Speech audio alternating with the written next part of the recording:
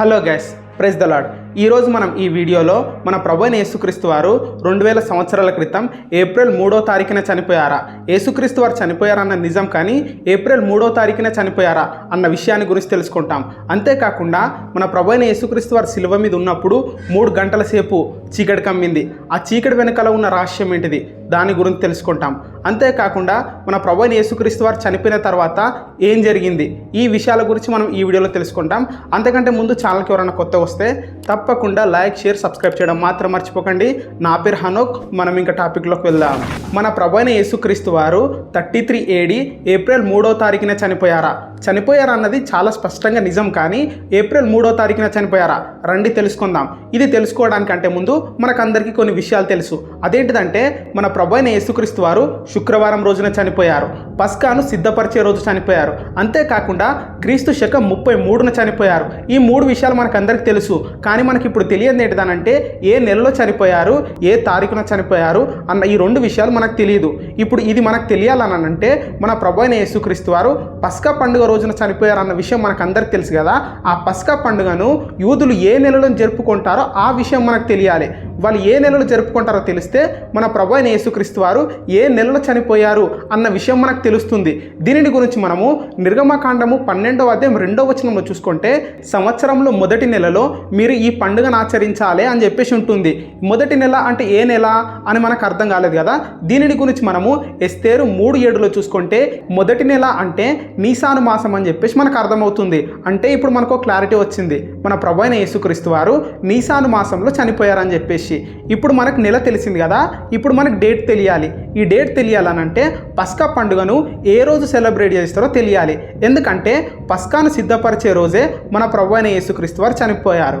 యోహాను సువార్త 19వ అధ్యాయము 14వ వచనం ప్రకారము మన ప్రభువైన యేసుక్రీస్తు వారిని పస్కాను సిద్ధపరిచే రోజు పీలాతు దగ్గరికి తీసుకొని వస్తారు. రాత్రంతా హింసిస్తారు, పొద్దున్నే పీలాతు దగ్గరికి తీసుకొస్తారు.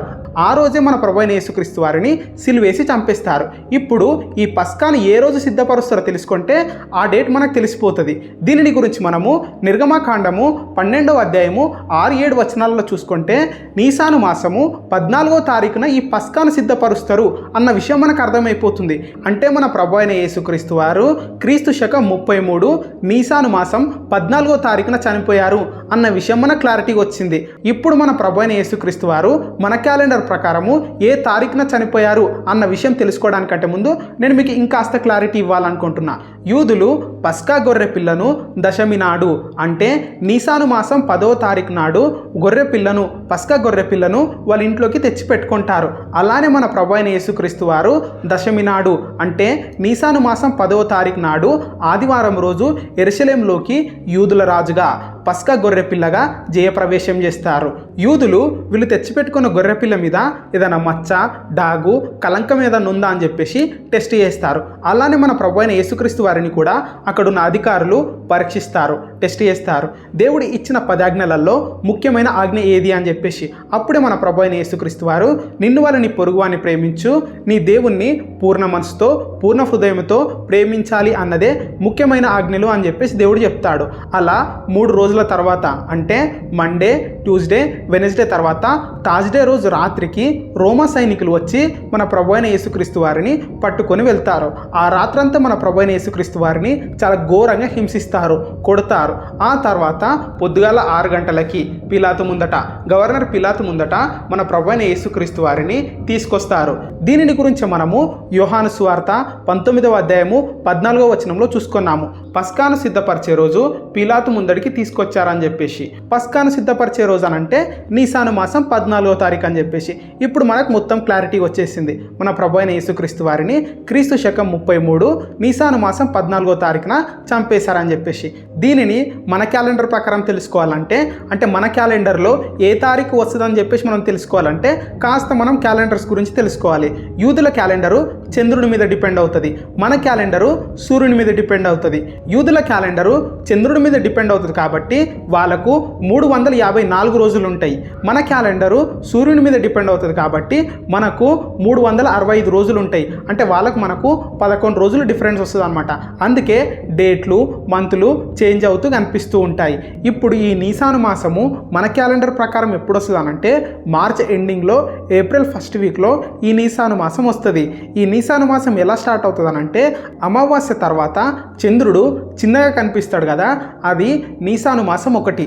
అక్కడి నుంచి మళ్ళీ చంద్రుడు ఫుల్ మూన్ లాగా కనిపిస్తాడు కదా, అది నీసాను మాసం 14.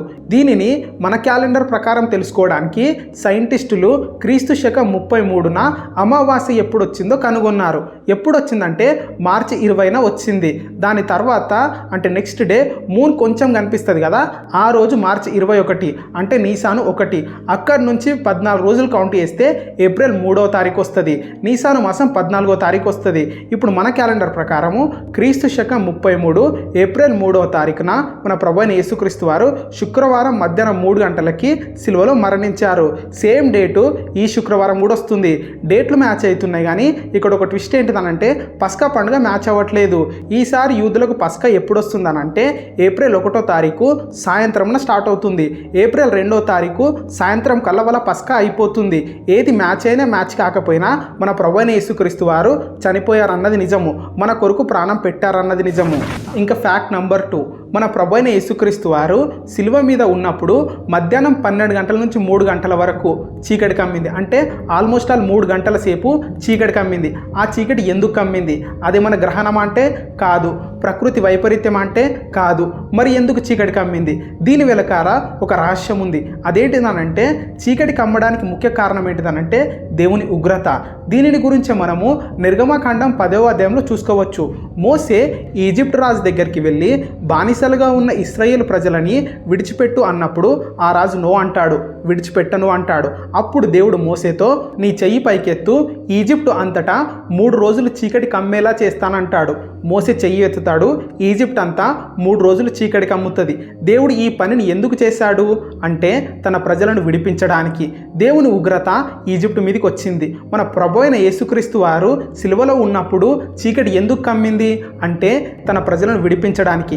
అక్కడ బానిసత్వంలో నుంచి విడిపించడానికి, ఇక్కడ పాపంలో నుంచి విడిపించడానికి. దీనిని గురించే యెషయా 53:5లో మన అతిక్రమ క్రియలను బట్టే ఆయన గాయపరచబడెను, మన దోషములను బట్టి ఆయన నలగొట్టబడెను అనే మాట ఉంటుంది. అంటే మన పాపములు మన దోషములు ఆయన మీద ఉన్నాయి కాబట్టి తండ్రి తన కుమారుని చెయ్యి విడిచిపెట్టాడు. అందుకే మన ప్రభువైన యేసుక్రీస్తు వారు సిలువలో ఉన్నప్పుడు నా దేవా నా దేవా నా చెయ్యి ఎందుకు విడిచితివి అన్న మాట అంటాడు. మన పాపాలు మన దోషాలు ఆయన మీద ఉన్నాయి కాబట్టే తండ్రి అయిన దేవుడు తన కుమారుని చెయ్యిని విడిచిపెట్టాడు. అది సృష్టి చూడలేకపోయింది. సూర్యుడు కాంతినివ్వలేదు. ప్రభువైన యేసుక్రీస్తు వారు చనిపోయిన తర్వాత ఈవినింగ్ శాస్త్రవేత్తలు ఇంకోటి కనుగొన్నారు. ఏంటిదనంటే ఆ రోజు చంద్రుడు రక్తంలాగా వచ్చాడని చెప్పేసి, రెడ్ బ్లడ్ మూన్ అప్పుడు వచ్చిందని చెప్పేసి సైంటిస్టులు కనుగొన్నారు. దేవుడు మనల్ని ఎంతగానో ప్రేమించాడు కాబట్టే తన ఏకైక కుమారుణ్ణి మన పాపాల్లో నుంచి బయటికి తీసుకురావడానికి ఈ భూమి మీదకి పంపించాడు, నలగగొట్టాడు. అలా మన ప్రభువైన యేసుక్రీస్తు వారు సిలువలో మరణించడం ద్వారా మనకు పాప క్షమాపణ వచ్చింది. దీనిని గురించి మనము యోహాను సువార్త 3వ అధ్యాయం 16వ వచనంలో చూసుకోవచ్చు. దేవుడు లోకమును ఎంతో ప్రేమించెను కాగా తన అద్వితీయ కుమారునిగా పుట్టిన వాని యందు విశ్వాసముంచు ప్రతి వాడును నశింపక నిత్యజీవం పొందినట్లు దేవుడు తన కుమారుని మన గురించి అనుగ్రహించాడు అన్న మాట మనం చూసుకోవచ్చు. ఇంకా ఫ్యాక్ట్ నెంబర్ 3, మన ప్రభువైన యేసుక్రీస్తు వారిని కపాలము అనబడిన స్థలంలోనే ఎందుకు సిలువ వేశారు? ఇప్పుడు మీరు అనుకోవచ్చు అందరిని అక్కడనే సిలువ వేస్తున్నారు కాబట్టి మన ప్రభువైన యేసుక్రీస్తు వారిని అక్కడనే సిలువ వేశారని. కానీ దానికి మించిన మర్మము ఇంకోటి ఉంది. అదేంటిదనంటే ఈ కపాలము అనబడిన స్థలములోనే ఆదాము పుర్రెను భద్రపరిచారు, ఆదాము అవశేషాలను భద్రపరిచారు. దీనిని గురించే the second book of Adam and ఈవ్లో ఉంటుంది. అందులో ఏమని ఉంటుందంటే ఆదాము చనిపోయిన తర్వాత ఆదాము అవశేషాలను భద్రపరిచి నోవావుకిచ్చారు, నోవావు షేముకిచ్చాడు, షేము నుంచి మెల్కీసెదెకు పొందాడు. ఈ మెల్కీసెదెకు ఏం చేశాడనంటే ఆదాము అవశేషాలను తీసుకొచ్చి ఈ గొల్గొత్తా అనే ప్రాంతంలో భద్రపరిచారు. దీనిని గురించి మనం క్యాథలిక్ ఎన్సైక్లోపీడియాలో కూడా చూసుకోవచ్చు. ఇదే విషయం మనకు కనిపిస్తుంది. గొల్గొత్తా ప్రాంతం కిందనే ద చాపెల్ ఆఫ్ ఆడమ్ అని ఉంటుంది. అక్కడే ఆదాము అవశేషాలను భద్రపరిచారు. మన ప్రభు అయిన యేసుక్రీస్తు వారు చనిపోయినప్పుడు భూకంపం వచ్చి భూమి చీలింది. ఆ చీలిన దాంట్లో నుంచి ప్రభు అయిన యేసుక్రీస్తు వారి రక్తం పారి ఆదాము పుర్రె మీద పడింది. దీనికన్నా అద్భుతమైన విషయం ఏంటిదనంటే మొదటి ఆదాము ద్వారా ఈ లోకానికి పాపం వస్తే రెండవ ఆదాము, చివరి ఆదామైన మన ప్రభు అయిన యేసుక్రీస్తు వారి మరణం ద్వారా ఈ లోకానికి పాప క్షమాపణ వచ్చింది, పాపంలో నుంచి విడుదల వచ్చింది. ఇంకా ఫ్యాక్ట్ నెంబర్ 4, మన ప్రభు అయిన యేసుక్రీస్తు వారు 3 గంటలకు చనిపోయిన వెంటనే ఏం జరిగిందనంటే అర్మత్త యోసేపు నికోదేము ఇద్దరు కలిసి పిలాతు దగ్గరికి వెళ్ళారు పర్మిషన్ కోసం ప్రభు అయిన యేసుక్రీస్తు వారిని సిలువలో నుంచి దింపడానికి. ఎందుకనంటే నెక్స్ట్ డే సబ్బాత్ కాబట్టి ఆ రోజు ఏం చేయకూడదు, సిలువ మీద నుంచి దింపకూడదు కాబట్టి పర్మిషన్ కోసం పిలాతు దగ్గరికి వెళ్ళారు. వీళ్ళిద్దరే ఎందుకు వెళ్ళారనంటే వీళ్ళిద్దరూ ప్రభు అయిన యేసుక్రీస్తు వారిని బహిరంగంగా ఏం ఒప్పుకోలేదు, దేవుడు అని చెప్పేసి ఒప్పుకోలేదు, కానీ లోపల వాళ్ళు గ్రహించారు ఈయన దేవుడు, ఈయన రక్షకుడు అని చెప్పేసి వాళ్ళు గ్రహించారు. మన ప్రభు అయిన యేసుక్రీస్తు వారు చనిపోగానే వీళ్ళ మనస్సాక్షి కదిలింపబడి ప్రభు అయిన యేసుక్రీస్తు వారి శరీరాన్ని భద్రపరచాలనుకున్నారు. అందుకే పర్మిషన్ తెచ్చుకున్నారు. మరి శిశువులు ఎందుకు తెచ్చుకోలేదనంటే శిశువులు భయపడ్డారు, దాక్కున్నారు, రోమా సైనికులు ఏమన్నా చేస్తారేమని చెప్పేసి. వీళ్ళిద్దరూ పిలాతు దగ్గరికి వెళ్ళి వెంటనే పర్మిషన్ తెచ్చుకొని ప్రభు అయిన యేసుక్రీస్తు వారి శరీరాన్ని దింపి సమాధిలో భద్రపరిచారు. ఇక్కడ మనం ఇంకొక విషయం తెలుసుకోవాలి. అదేంటిదనంటే మన ప్రభు అయిన యేసుక్రీస్తు వారు చనిపోయిన వెంటనే పాత నిబంధనలో ఉన్న పరిశుద్ధుల సమాధులు తెరవబడ్డాయి. మన ప్రభు అయిన యేసుక్రీస్తు వారు చనిపోయిన తర్వాత ఆ చెరలో ఉన్న పరిశుద్ధులను విడిపించారు. ఆ విడిపించిన వారు కనిపించారు కూడా.